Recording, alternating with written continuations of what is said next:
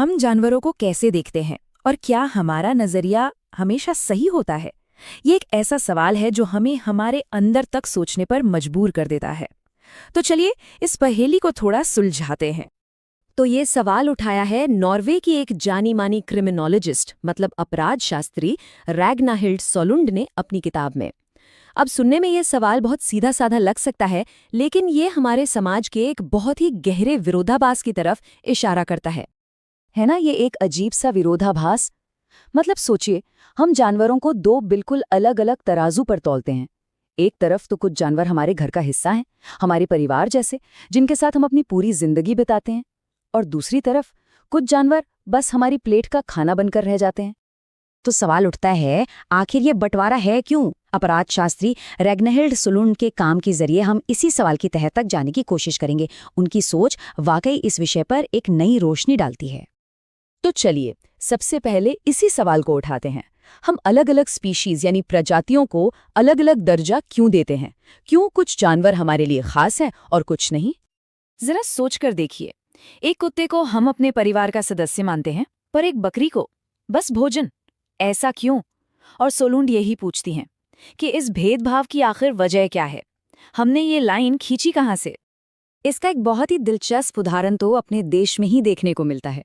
सावन का महीना आता है तो लाखों लोग अपनी आस्था की वजह से मांस मछली खाना छोड़ देते हैं। पर जैसे ही सावन खत्म होता है, मटन और चिकन की बिक्री एकदम से आसमान छूने लगती है।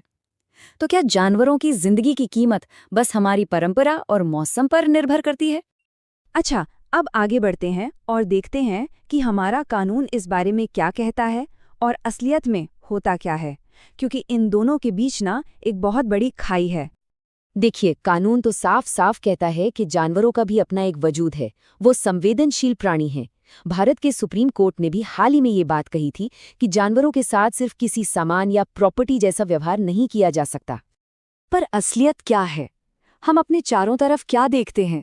सड़कों पर बेजुबान जानवरों को परेशान किया जाता है, मवेशियों को छोटी छोटी तंग जगहों में ठूंस कर रखा जाता है, और कई त्योहारों पर बलि की प्रथा आज भी वैसी की वैसी ही है।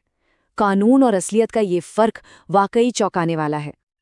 और यहीं से हमारा तीसरा और शायद सबसे बड़ा सवाल उठता है, जानवरों के साथ हमारा रिश्ता कैसा होना चाहिए? क्या ये सिर्फ हमारी अपनी जरूरत और सुविधा पर टिका हुआ है? देखिए, भारत में ही इसके कितने साफ साफ उदाहरण हैं। एक तरफ गाय को माता मानकर पूजा जाता है, तो दूसरी तरफ ईद पर बकरियों की बलि दी जाती है। बंदरों को मंदिरों में लोग खाना खिलाते हैं, पर वही बंदर अगर खेतों में घुस जाएं तो उन्हें एक आफत माना जाता है। तो क्या ये रिश्ता सिर्फ हमारी सुविधा और हमारी परंपरा ही तय करती है? तो ठीक है, हमने ये सारी समस्याओं तो समझ ली, लेकिन इसका समाधान क्या है? चलिए अब एक संभावित फिलोसॉफिकल सॉल्यूशन की तरफ बढ़ते हैं, जो शायद हमें एक नया रास्ता दिखा सकता है। तो रैग्नाहिल्ड सोलुंड एक समाधान सुझाती हैं। वो कहती हैं कि हमें एक नॉन स्पीशीइस्ट या कहें कि गैर प्रजातिवादी नजरिया अपनाना होगा। ये एक ऐसा आइडिया है जो सब कुछ बदल सकता है। अब इसका मतलब क्या है? सीधा सा मतलब है कि हम हर जानवर को उसकी यूटिलिटी, मतलब उसके काम आने से ऊपर उठकर देखें। ये मानना कि हर जीव का अपना एक मूल्य है, चाहे वो किसी भी प्रजाति का हो या उसे कितना भी बुद्धिमान क्यों ना माना जाता हो। जैसा कि सोलियन खुद कहती हैं, चाहे कुत्ता हो या मुर्गी, गाय हो या मछली, हर जीवन अनमोल है। ये एक बहुत ही सीधी और शक्तिशाली बात है जो इस पूरे विचार का सार है। और पता है सबसे मजेदार बात क्या है? ये कोई नया या विदेशी आइडिया नहीं है। अहिंसा और करुणा का सिद्धांत तो हमारी अपनी धार्मिक और सांस्कृतिक परंपराओं का एक बहुत बड़ा हिस्सा रहा है। जरूरत है तो बस इन मूल्यों को अपने रोज के व्यवहार में लाने की।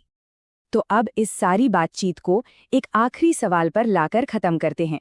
एक ऐसा सवाल जो हर किसी को अपने आप से पूछना चाहिए।